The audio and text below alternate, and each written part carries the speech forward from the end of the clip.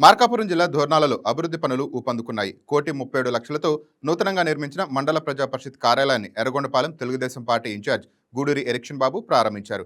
MPDO ప్రసన్నాదేవి ఆధ్వర్యంలో జరిగిన ఈ కార్యక్రమంలో ప్రజాప్రతినిధులు, కూటమి నాయకులు పాల్గొన్నారు. అనంతరం ప్రభుత్వ వైద్యశాలలో డాక్టర్స్ డార్మెటరీ నిర్మాణానికి ఎరిక్షన్ బాబు భూమి పూజ చేశారు. ఈ సందర్భంగా ఎర్రగొండపాలెం నియోజకవర్గం కూటమి ప్రభుత్వంలో వేగంగా అభివృద్ధి చెందుతోందని ఆయన తెలిపారు.